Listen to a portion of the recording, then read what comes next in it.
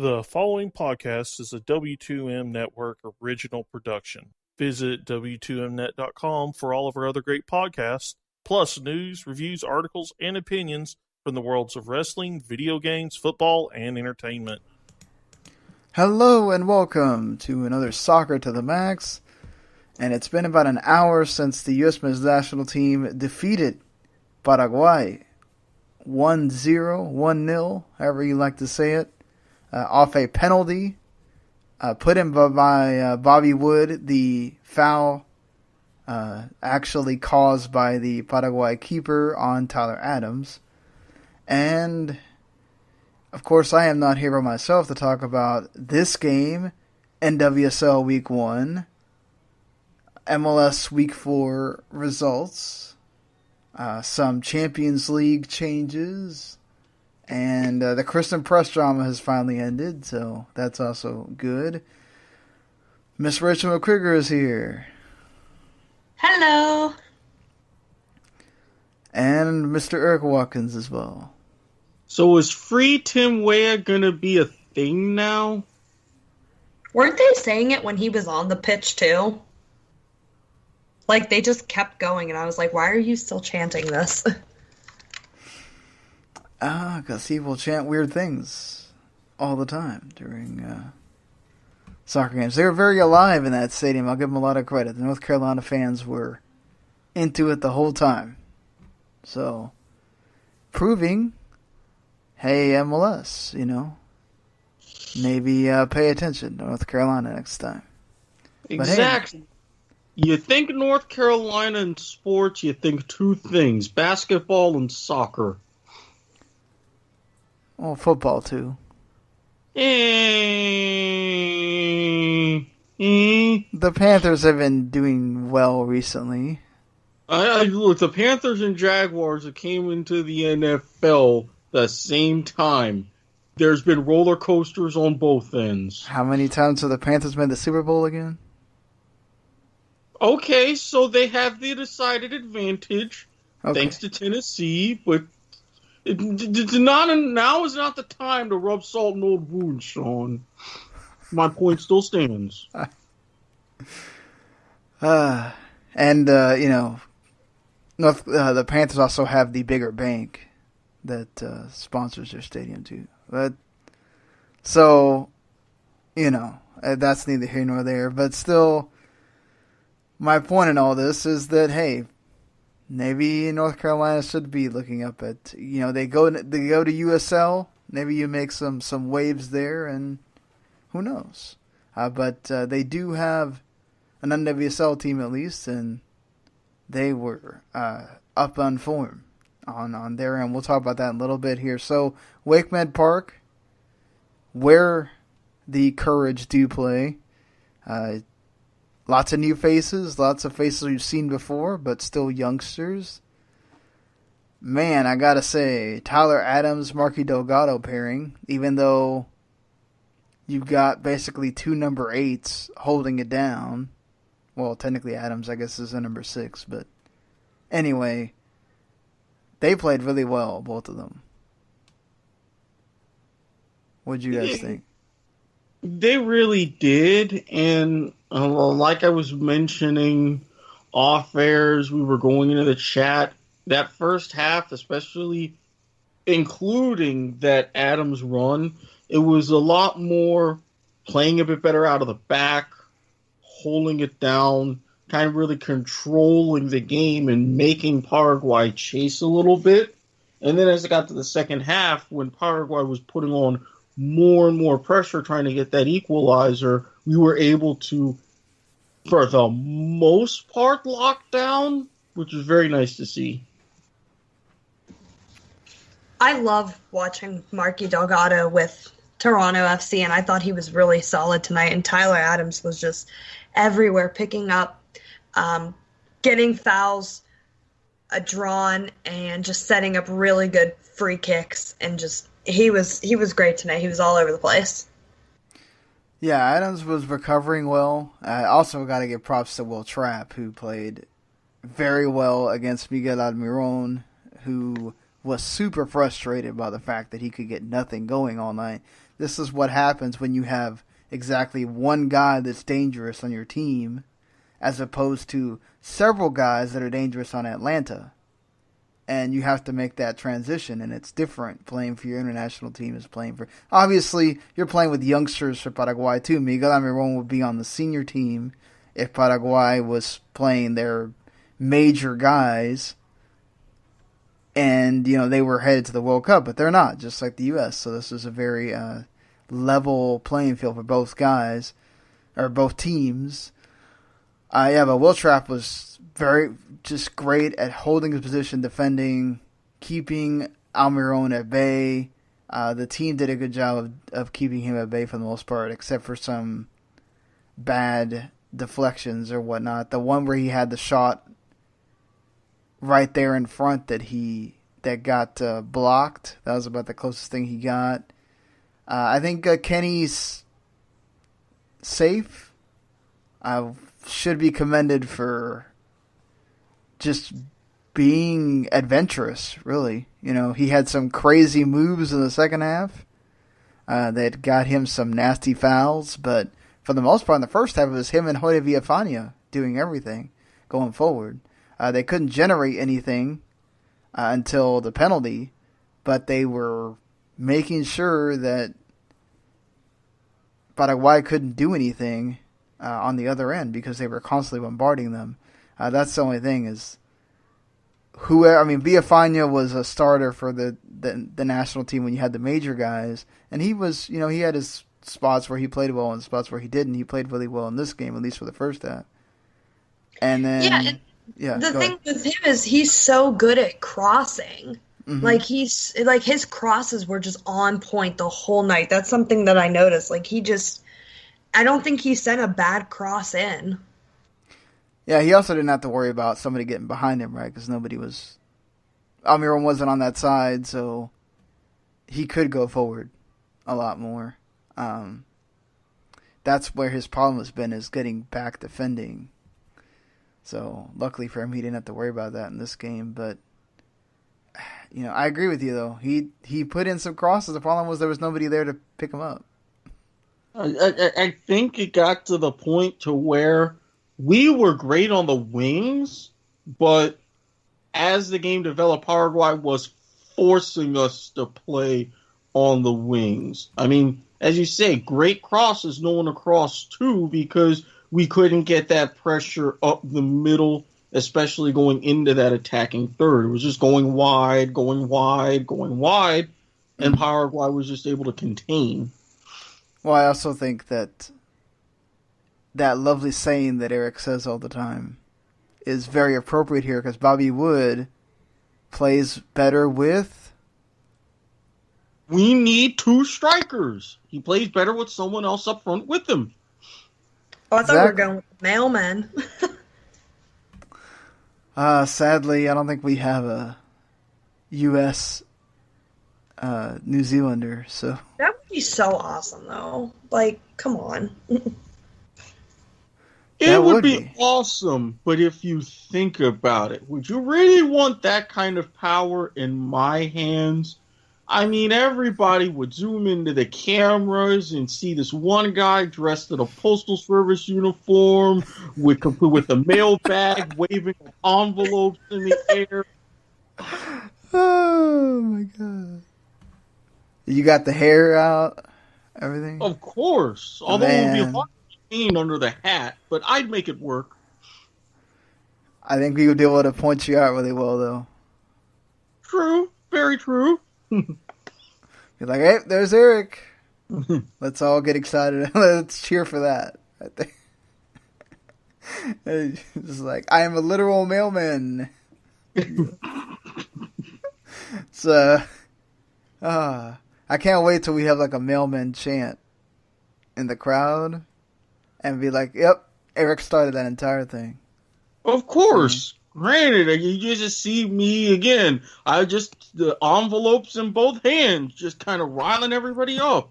I love that we have always continued this bit and it never changes. It just keeps growing and growing every time. So yeah, I mean, I really don't know where to go after you go into the mailman.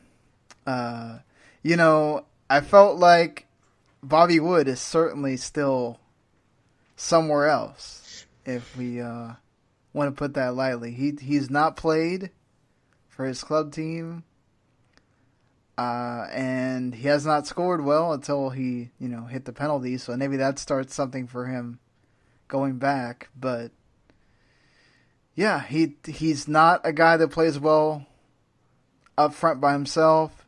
I think it showed. He needed that other guy, and that hurt them up front, because that's the thing, though. You're playing against a better team that's not Paraguay. You get exposed because you can't do anything going forward. They had one shot on goal for that entire first half. No bueno. No, and I mean, I don't want this to kind of be a repeat situation in having the talent and not picking out the right formation. But with all credit to Bobby Wood, with what he's done, even up until this recent dry spell, that's one of the things that when you're putting together a roster, you kind of have to point out and focus on.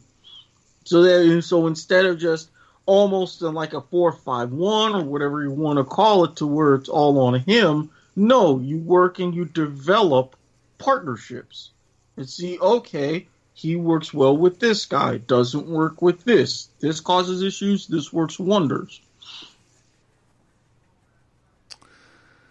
Yep.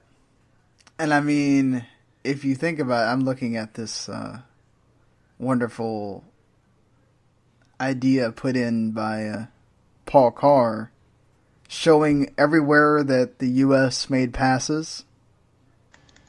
They didn't make one pass through the middle right before you get through the center circle. Like where you have that number 10 play. Mm-hmm. Interesting. That it, like what you said, it shows not necessarily that Paraguay was pushing them towards the wings. You don't have anybody in the middle that's making those passes. Right. So you still got to figure that out. When Pelusa's not there, you got to figure out the other person, especially with the youngsters that can fill that role, because you do need that. Like you can play wide all you want, right? But if you don't penetrate and get the people scared through the middle, you're just going to cross the ball in all day. They're just going to keep hitting it back out. Of course. Sometimes you just gotta, when a team knows that your main play is out wide, you hit the nail on the head. You gotta have a solid number 10 or whomever go up the middle, play Route 1 football. Just one attacking phase, just like that, to keep the other team honest. Well, what'd you think of your boy Zach Steffen? I thought he looked really poised out there. He had some times where he was in trouble. He just was like, no big deal. Just kick it the other way. He's the future. He's the future of the U.S. men's national team. He's so good. And for his first start tonight, like you said, I think the perfect word is poised. He was so poised. He was so good. Timmy Howard, I love you. Brad Guzan, I haven't hit you yet, so I guess that's good. And Nick Raimondo, equally love you. But it's Steffen time. He was really good. Somebody else that was really good too is Matt Miazga. He was out there making blocks. He made one really good through ball all the way up to the front. I mean, he had the one sloppy defensive play, but other than that, he was really good. So I felt like his time that they mentioned, playing for the same lone team 2 years in a row has really benefited him. I feel like Cameron Carter-Vickers showed some holes. There was times where he got beat, and he got beat kind of bad, and somebody else had to cover for him. He's big, he's strong. I think he's gonna be good. He's still really young, so he has time to grow and get that experience, And Yedlin, I thought like he played much better in the second half when they were using him more, because I felt like first half was all Villafaña and Safe over there. Then Safe moved over, he started making things happen, and then it was Nagby and Yedlin on the right side. So even though Yedlin, I get it that he pushed into you, just let it go, man. Don't need stupid yellow cards because you need to knock the ball out of the guy's hands. Just unnecessary. But seriously, we got to talk about Paraguay here with the I'm from Venezuela and Latino, all that. I get it. We get heated, but this was a little bit extra today. Like they could have hurt some of the guys. I mean, yeah, I noticed as the game progressed, I was like, they're stepping up their tackles a little bit too much around here. Well, what's going on with this? Yeah, I think was it Adams or I don't know who took a really nasty one, like where he just was like, it was Safe because he did the nutmeg and then the spin. Mm-hmm. And he was like, oh, really? You're going to do that? Bam! Right underneath the legs. It's like, oh, come on. It's a friendly, people. I'm not saying we got a, patty cake or whatever, but... Yeah, but I mean, we're bitter. Too bad. I feel like they could have got a red at some point. Mm-hmm. If they would have kept on. But it's a friendly, so you don't really want to send off anyone. I will say the keeper, that wasn't dog, so I felt like the yellow would have been right regardless. Yeah, it was going back, looking at the replay and seeing it originally, I think it was the right call. Penalty, rightfully awarded. Yellow, yeah, I was good with that. But overall, we gotta be it's pretty positive, considering how, what's the word?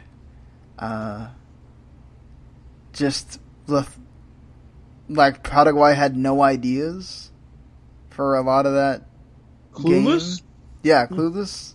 Just didn't know where to go. The U.S. just kept pressuring them, and they still found a way to make it entertaining, unlike the Bosnia game. So. Oh my God, we don't speak of that game.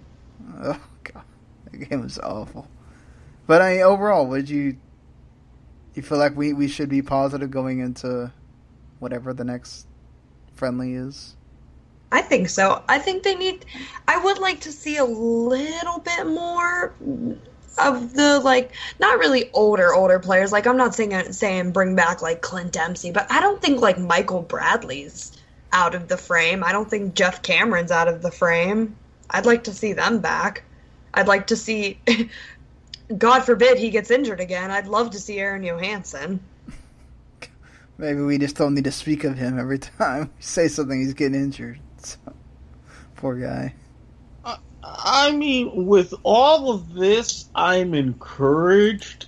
So I think with this new direction, this next wave, as you're kind of transitioning between the older players and the young bloods, great.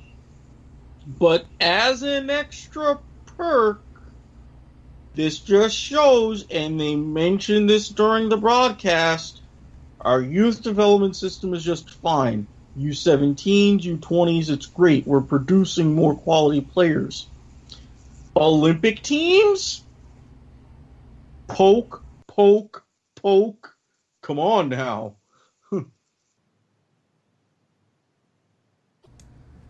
Well, I think we covered the game pretty well here. I mean, it's a friendly. The U.S. are not going to the World Cup as much as we have to be real with ourselves as it gets closer. 86 days. Seems like a long time, but it'll be here faster than you realize, honestly. It's already almost April. And, not too many months after that. Only 2 months after that, it'll be June. Don't remind me.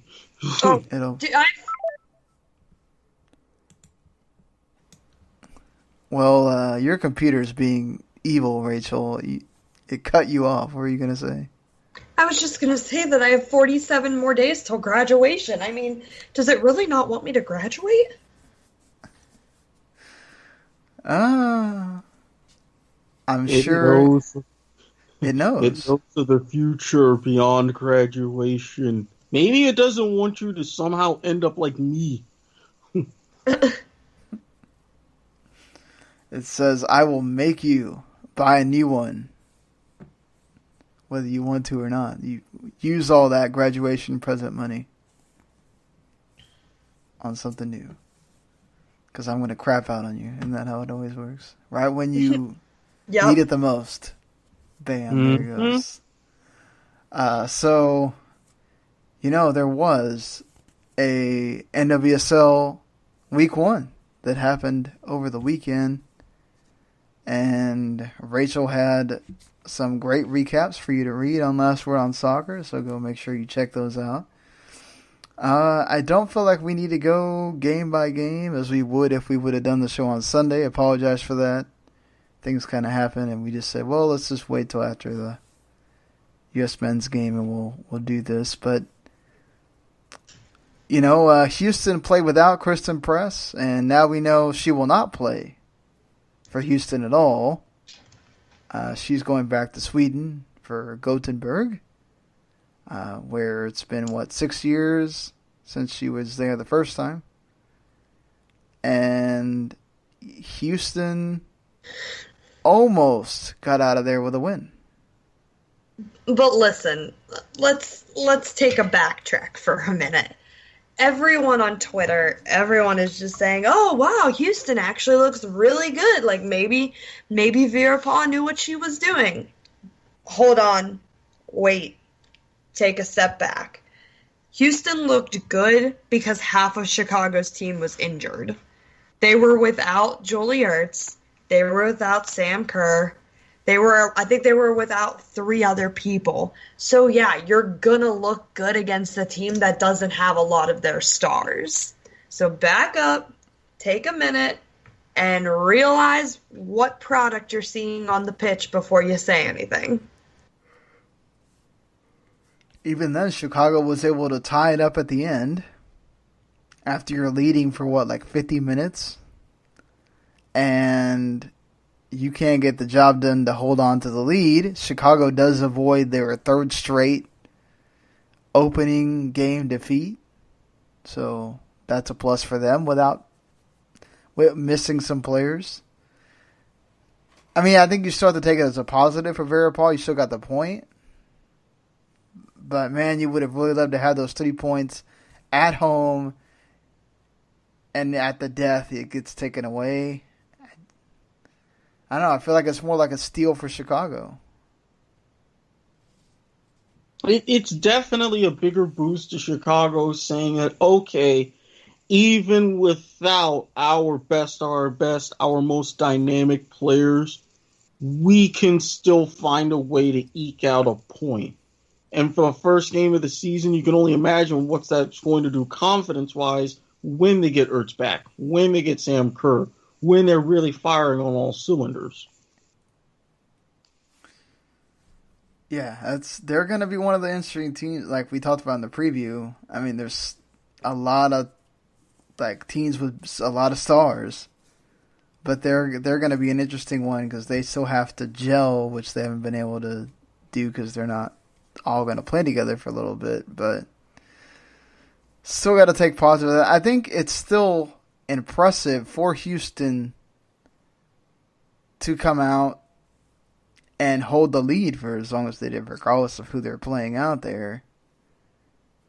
I think you have to take that as a positive for them going into the next week and say, okay, we had to bring a whole group of new players in there. Our best player doesn't want to play for us. We've been in the news for all the wrong reasons. You get it ripped away, but still feel like there's something there for Vera Pauw and the rest of them to take away from. Oh yeah, I agree. I just don't think, it's the first game of the season. I don't think there should be, oh well, maybe everything's gonna work out. Well, let them play a team like North Carolina, like Portland, who has all their players healthy, and then we'll see what happens. Certainly. You just mentioned two teams that played each other in the first Lifetime game. This one I did not get to watch. North Carolina got a little bit of revenge, if you can call it that, winning 1-0 on Portland. What'd you see, Rachel? I saw a very interesting North Carolina team, and I really think that they're going to make me eat my words when I said that, Washington might beat them out for the postseason, that I said in the last show. But I think the saying that I said last week, that this is not the same Portland team, is exactly right. I don't think they were clicking together. They looked off. Lindsey Horan was kind of just running around, not knowing what she was doing. But I thought it was interesting, too, for North Carolina that the first person to score the opening goal in NWSL was Dabinia. I don't think anybody expected that. But it was such a good strike, and kind of segues into my belief that the Brazilians are really going to own it this year. She's Brazilian. She got the first strike of the NWSL season, and I really think that the talent that Brazil has in the NWSL is just, those U.S. national team players need to watch out. Yeah, for sure. I mean, everybody knows Marta's name. We talked about the contingent of Brazilian players that are over there in Orlando, but Davinia's been consistent for North Carolina, and she showed it in this game, scoring the first goal of the season, technically, and first goal for North Carolina. Portland did sign a player this week. I'm not even going to try to pronounce is it Anna Maria Crnorgovic? Sure. Yeah. Man, these Europeans keep coming over here and making it hard for us trying to pronounce names. But, that's cool. She is from Switzerland. So, one more thing, too, from that game real quick is that I thought, there was going to be a lot of questioning to, what's North Carolina going to pull out their sleeve since Taylor Smith isn't there on defense. Well, it's basically the same defense without her, but in her place, it's now Merritt Mathias, who came from Seattle, and I think she did a great job. She fit in real nice, and she really got it done with those forwards. In Portland, I'm still thinking North Carolina, Portland has a really good attack, but she did a really nice job. Yeah, Eric, did you get to watch any of the Lifetime game, or?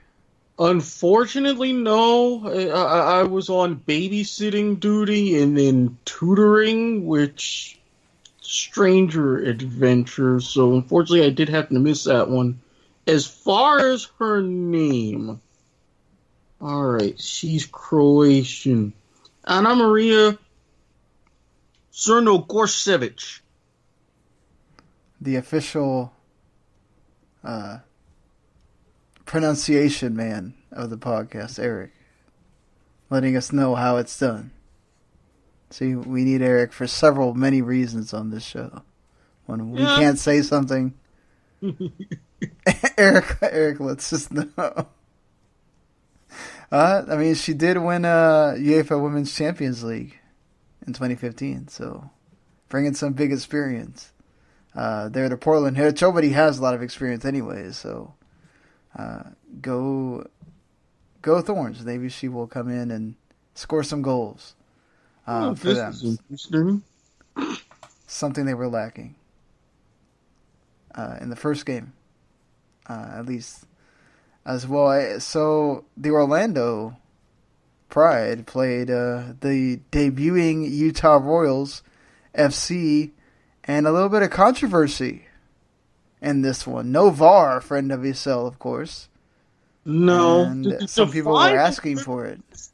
There were a couple of really big moments where I was like, what's this referee thinking?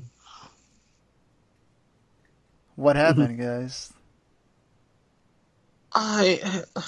Between what looked almost like a sort of headbutt / collision that went wrong and just a terrible penalty call not long before that, I was just confused.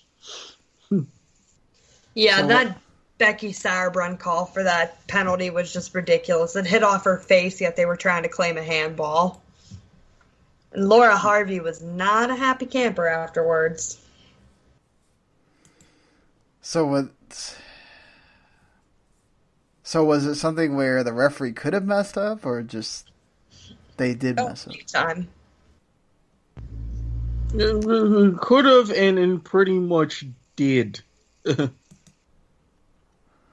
Well, I mean, did you think that Orlando played well, Erik? Or No, overall, I was highly encouraged.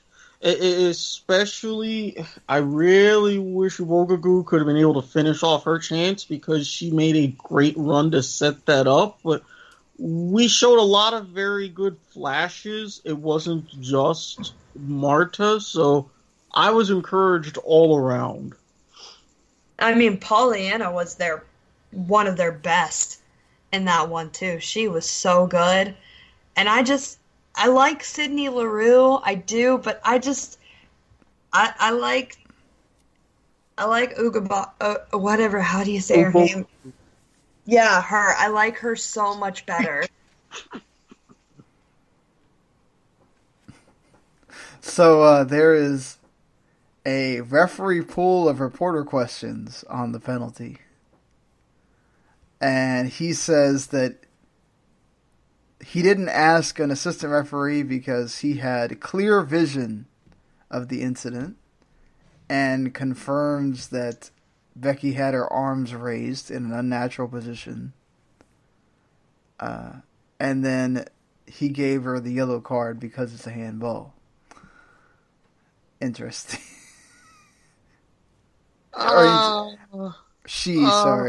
Interesting that she decided to just go with it. I get it that you're not in the game of admitting that you made a mistake, but it's okay to say that. Especially at a time like this. I mean, you mess up. It's early in the season. Wow. Yeah, is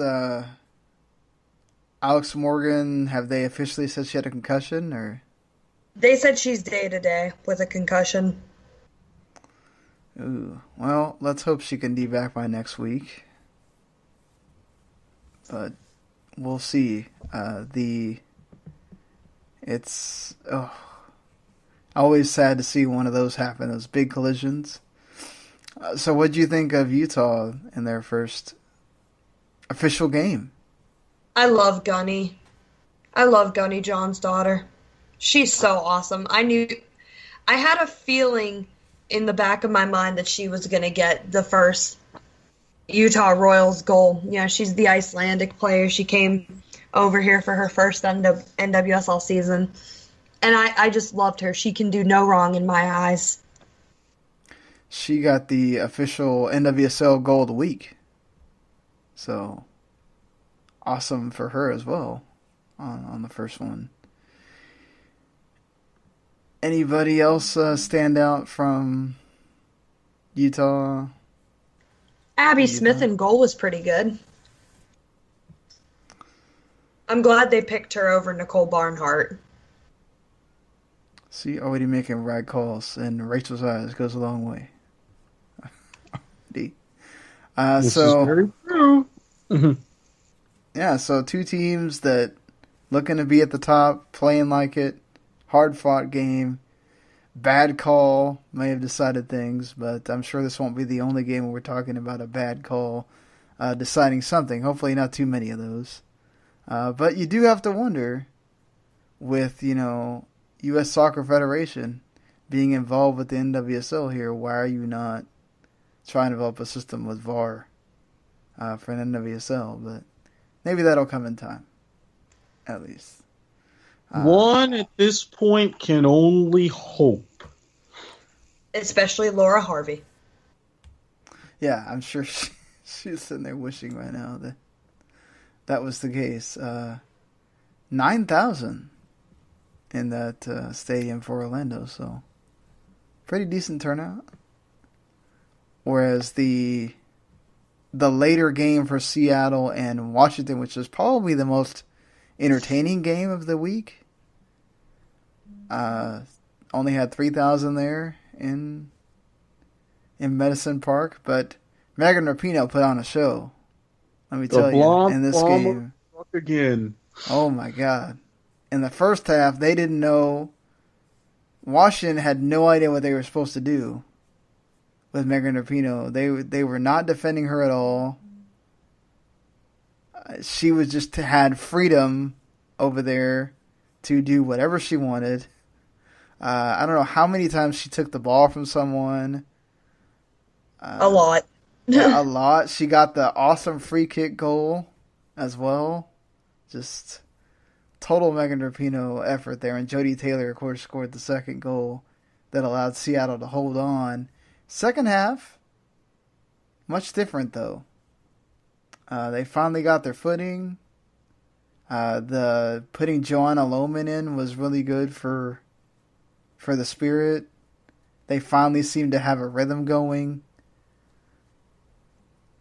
Did you like what you saw from Washington there in that second half? They almost were able to tie the game up. I especially liked what I saw when Joanna Lohman came back, because this is somebody who missed the whole season last year with an ACL injury. For her to come back, make an immediate impact, and get a goal is just that. I love Megan Rapinoe. I like Seattle, but that was just the highlight of the game, because I don't think even people on the Spirits team, the Reigns team, were just, clapping, because that's what you want to see. And to see somebody come back from an injury like that and really make an impact is just, I'm sure it was special. Yeah, big save also from Michelle Betos, which was probably what saved the game for Seattle. She had to make a big paw at it to keep it from getting the equalizer. But Seattle really deserved the win after what Megan Rapinoe did, and then they really shut down Washington in that first half. Sometimes it takes that halftime to make those decisions and decide who goes in, and I think that's positive for Washington too, to be able to be like, okay, we went into the halftime period, we know we were getting owned, what can we do to change things up? And it worked. So good on the coaching staff. This is that Washington team that's so young too. They're not going to get it right off the bat. And I think that's another reason why Joanna Lohman is such a good addition to have back, is because she's a good veteran presence with all of the young kids around her. When Rose Lavelle comes back, I'm sure there's going to be another spark. But right now, there's a lot of youngsters on this team, so it's not really going to click right away. It's going to take a little bit of time. Yeah, you could really feel it between Bonini and Mallory Pugh. They did not. It took them a while in that game to finally be able to connect. I feel like maybe Roosevelt might facilitate that easier. And then, hopefully get Ashley Hatch into things, because she was almost non-existent for a lot of that game too. But, still positive for them, right? To almost get close to tying things. the only multiple, or where both teams, or well, you did have the, never mind. I don't know what I'm saying here. But the only team to score more than one goal, Seattle, for the week 1. So I guess give them props for that. Going to be an interesting week 2 when we talk about that more on the Thursday night, Friday morning show. But yeah, just overall, I thought a positive week 1. What'd you think? I thought so too. Go ahead, Eric.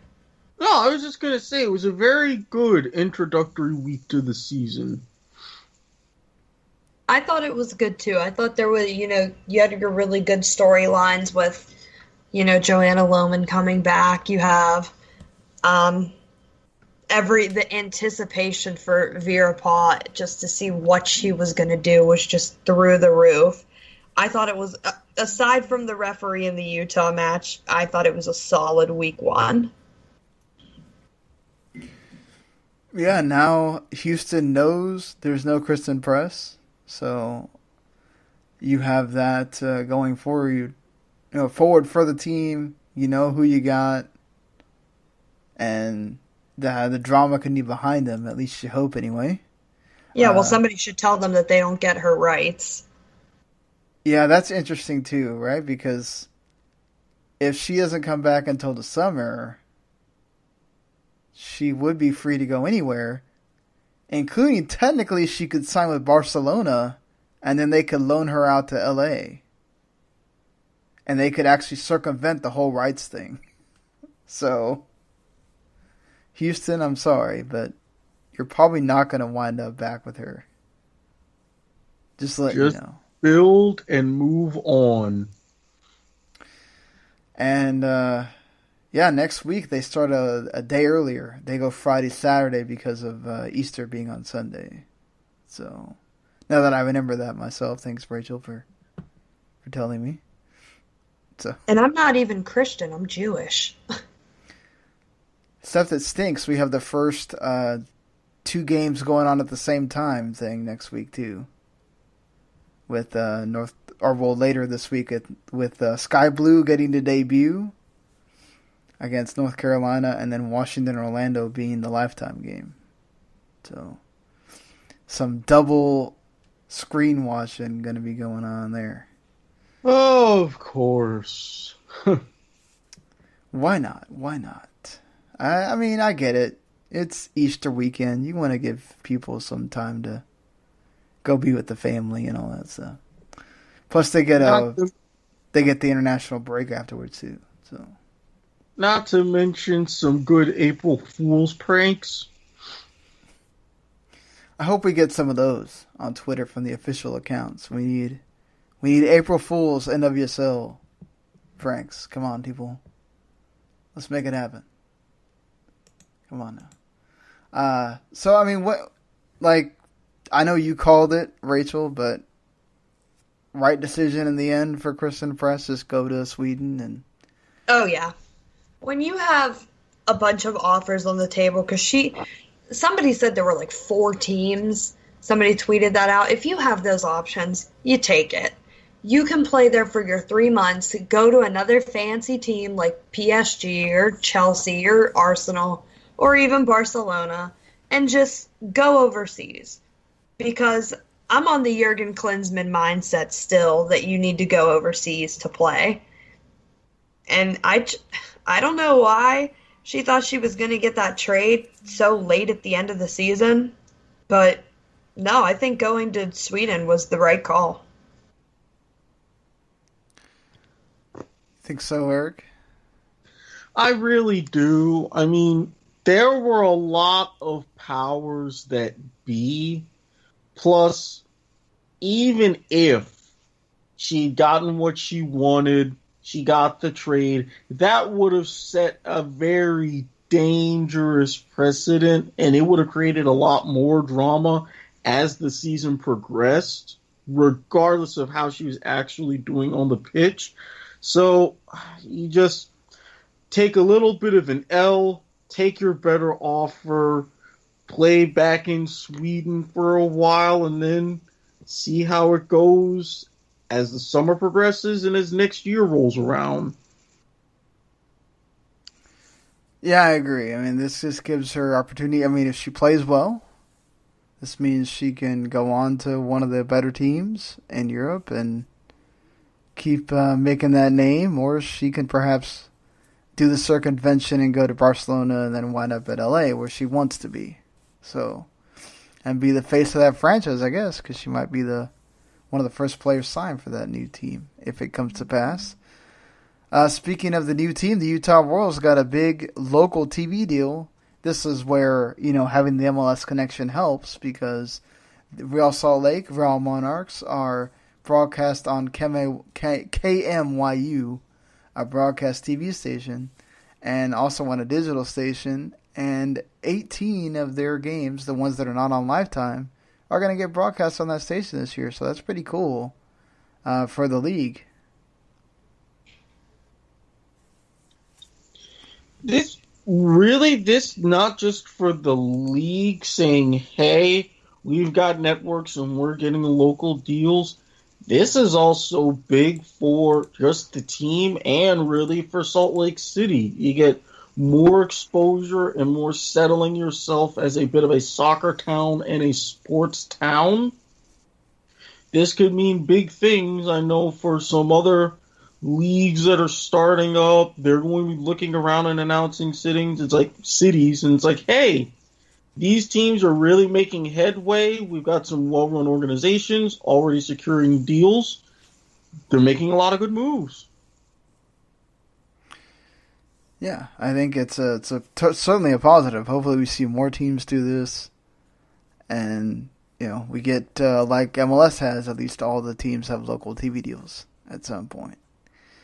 Speaking of MLS, they did have games over the weekend as well, and some interesting ones. Certainly, you did not have Orlando play, and you did not have Seattle or Toronto play either, as they're gearing up for their Champions League semifinal games. But the teams that did play, I'm sorry, Eric, but DC United going down to Columbus 3-1. No need to apologize. This is good for Columbus and teaches Ben a little bit of an extra lesson. What lesson is that? This is what happens when you leave perfectly good stadiums and you try. Oh my God! You try to make moves to solidify a team, thinking everything's gonna work, and you get your fans' hopes up. No, realism will drop down on you like an anvil from the sky. They were playing horrible at RFK last year. What are you talking about, Eric? The curse of RFK follows them. I'm telling you, watch out for this. I think all they needed to do was spray like some Febreze around RFK, maybe wipe it down with some Clorox wipes, and maybe it would have been fine. Some vendors here, some of this here, little bit of elbow grease. What's the harm? But then Ben went and ruined it. You damn straight he did, Ben. He got into the glitz and glamour of Audi and was like, yeah, just screw that RFK. Hey, at least one of your new players scored a goal. So an American stadium for something backed by Germans, Ben. Because Atlanta's suffering so badly with Mercedes-Benz and all. That still has American ties, but completely different. Although, granted, the Georgia Dome is only 20 years old, so that's an entirely separate argument. Oh. But hey, at least their fans get to enjoy Chick-fil-A, so everything balances out. That's true. Except don't go on Sundays. It's still not open. Nope. So at least Assad scored, so that's a positive. Dallas still holding on there. They haven't they didn't lose. Lamar scored again, so apparently he's a scoring machine now. Sebastian Blanco putting in 1-1 draw for them. New England and NYCFC go to a 2-2 draw. Juan Agudelo gets on the score sheet. That's a miracle. Wow, and, he actually does something. Yeah. Good Lord. Tajuri scores twice, and that gives the draw to both teams. The Red Bulls blank Minnesota United. What's new? So, Jesse Marsh brought up an interesting thought about Bradley White Phillips should be considered the GOAT of MLS. Oh, Lord. And he goes in and scores 2 goals against Minnesota United. So, but that's Minnesota United. Exactly. They're focused on 2 things. The Wild in the Central Division and their playoff push, and baseball season's about to start. Go Twins. So the Twins can suck again? Yes, but they'll still show up to Target Field by the thousands. Everything I is don't know Target. what's going to happen. If maybe Minnesota United catches a break when Joe Mauer retires, because then there's really no point. But until then, sorry. Maybe. That's all they needed, really. So, Colorado Sporting, they draw 2-2. Diego Rubio with the last-ditch goal in 90+1. And Colorado scores early, but cannot hold on long enough. And the Galaxy can't muster a goal at all against Vancouver. They're just waiting for Zlatan to come in and deliver those goals. That's what they're waiting on. So he could be in the, as they had said during the national team game, he could be in the 18 against LAFC. So that would be a little bit of a quirk. Watch LAFC go in there, wipe the floor with them. They're undefeated so far. Oh, Carlos Vela would love that. Carlos Vela, Benny Fahaber, oh my Lord. Yeah, getting to beat the Dos Santos brothers, you know it. It's like a little Mexico tiff going on there with those guys. Just call it what it is. It's a Mexican standoff. It's true. Wait a minute. Wouldn't that... If it... Well, doesn't... Never mind. If Eric is confusing himself. No, because I think Mexican standoff, don't you need at least 3 people to be in one of those? Yeah, the Dos Santos brothers and Carlos Vela. Oh, That's come 3 people. on. 2-on-1. No, that doesn't work. I don't know. I'd take Vela over them any day. Plus they have, an Uruguayan in LAFC, and they just added somebody else. And Bob something. Bradley's not afraid to just run out there and drop some. Yeah, you know it. He'll take Siggy Schmidt. Go at it, both of them. Not much of a fight. Yeah. So, please, that would be like Pedro Martinez and Don Zimmer all over again if that happens. Now I need to see it. Let's go. Come on, Bob Bradley. Let's make it happen. It's a blood feud, right? The coach has got to get into it. So, speaking of fighting, apparently Miami MLS is still fighting for their stadium. We thought that they had it done, and apparently not, because they have a new partners, Jorge and Jose Mas. Oh, yes. God, not this again. Yeah, we apparently talk about this. So, this is 4 years running that they're trying to find a stadium, by the way. They have now been named as an official MLS team, and we're still trying to figure out the stadium thing. So Jorge and Jose Mas were not fans of the Overtown. Well, who wouldn't? It's the ghetto. Why would you want that? Go ahead, Eric. Sorry. I'm sorry. I just have to sing that little bit. Now, again, if Beckham and the Moss brothers were smart, they would be holding meetings with one Derek Jeter right now. But they're not.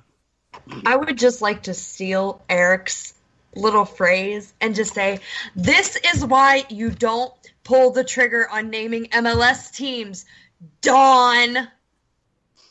It's true, Don. Yes, damn it, Don. Beckham United, just no. Don. You could have had the Cincinnati team already, Don. Oh, wait, they can't figure out their stadium either.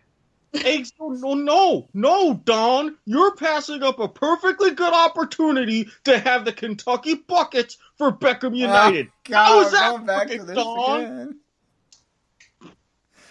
Again. You know what? That name is not that bad. So it's better than Beckham United. I knew I could convince you at one of these points, Sean. You just had to come around.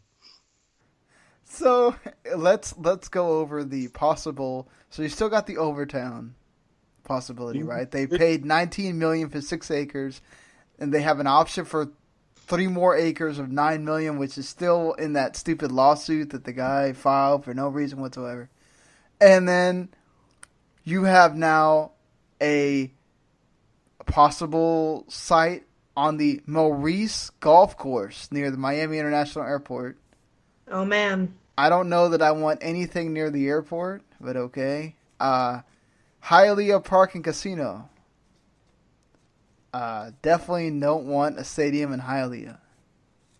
I mean, you'll get all the Cubans going, but I don't know about just having a stadium near Hialeah. Land near Jackson Memorial Hospital. That one may not be that bad. And the Pepsi Distribution Center that's in Doral. I will say, if you go to Doral, you're going to get the whole mix of everybody in the Latino community being able to go to that stadium. So, it's like the highest mix of like Venezuelans and Colombians and other people over there. So, you know, I up to you there. That. I mean, I could hear the announcement now. Bienvenido al Estadio Sierra Mist. You know what? That has a nice ring to it now that I think about it. It's not even Pepsi. It's Estadio Sierra Mist, because why not? It's a Pepsi product. Yeah, but who the hell drinks Sierra Mist? Like, hell, I think the Mountain Dew Sprite ripoff is about probably more popular than Sierra Mist at this point. Hey, you can still get it at KFC. A nice tie-in to another tie-in to the Kentucky Buckets. Oh, God. Well, you know, as long as they don't shut down people in the UK, then they're good. Kentucky Fried Chicken. So, you know, whatever. Figure out your chicken dinner. Wait, so why wouldn't they call it Pepsi Stadium? Because think about it. Pepsi Stadium, it doesn't have that zip. Now, if you were doing Crystal Pepsi Stadium, okay, you could get a little bit of a marketing. That rolls off the tongue a bit freer. I don't know. I feel like they would just call it Pepsi Stadium. Isn't Pepsi Park okay? I mean, maybe not in Spanish, like El Parco de Pepsi or whatever. But that's what I'm thinking about. What sounds better, El Parco de Pepsi or El Estadio Sierra Mist? Sorry. Sounds like I'm waiting for Andres Cartor to tell me he's going to. Like, can you imagine the World Cup and he's talking about? See, you're thinking about it already. You're getting this. Wait. I mean, I want to think about it. That's a long way. Andres Cantor may not be with us by then. So hey!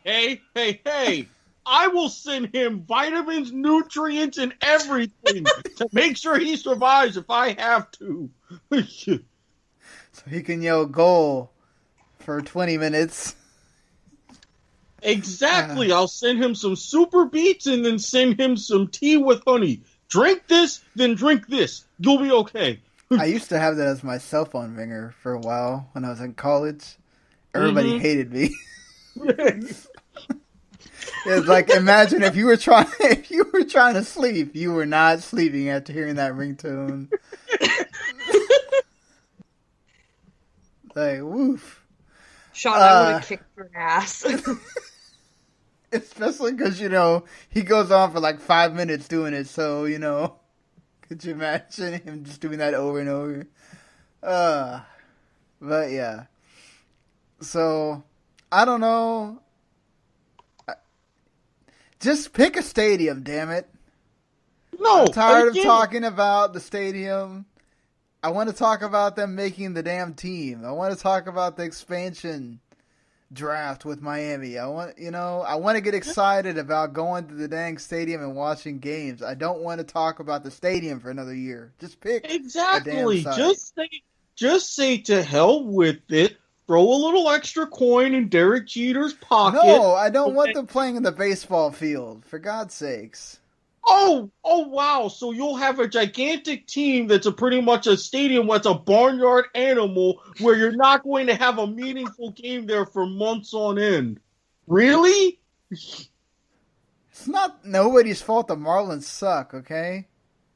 They traded away literally everyone, but anyway. Yeah, they traded away their damn best player and everybody else. Exactly. So you put a soccer team there. It's like, hey, you can go to Marlins Park or whatever it should be renamed and say, hey, there was a meaningful team that used to play here, and damn it, there's going to be one again. And Estadio de Cero missed. He already called it. So see? There you go. Sean, this is why this program works. This is why we're friends. You understand me. I'm liking this. We're on a wavelength here. I guess I just don't get it because I'm from Pennsylvania and it's just freaking cold all the time. Here, like seriously, at my job, I'm talking Spanish way more than I am talking English. So, like, it's a cultural thing. Here, you might as well just expect that people look at you weird if you don't know how to talk Spanish. And we're in America, but that's just how it is here in Miami. I don't know about Jacksonville, but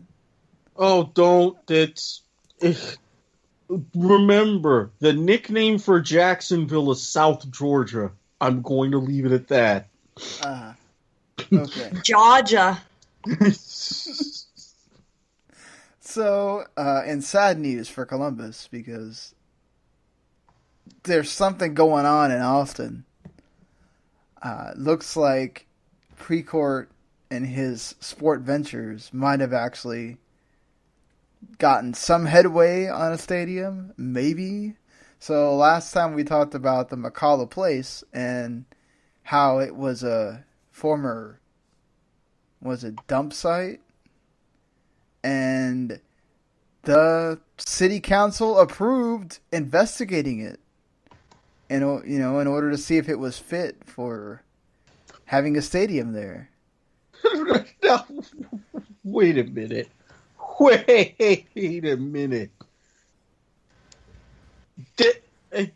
Really? Not the fact... No, really? I just say things because I'm blowing hot air here. But it's literally a dump. You really think a team with a name like the Austin Aztecs are going to play at a literal dump site? Oh, dear Jesus. At this point, I think Precourt just wants to prove that he just wants out of Columbus that bad. He doesn't care. He will play with literal shit on the field. Fine, if you want out of Columbus, just sell the team to someone who wants to stay there. Take your money. Then he wouldn't own the team. And better to him not own the team and get what he wants than for him to try to keep swaffling us repeatedly and missing. You know what's funny about this is, like, he's such good friends with Don. You'd think that, like, as part of the sale, he would get, like, some kind of, like, the Beckham thing. Like, here, I will give you a super big discount on a new MLS team in any place you want. Just sell the team so we can stop having this bad PR. But this is Don we're talking about. Don doesn't do things that make sense.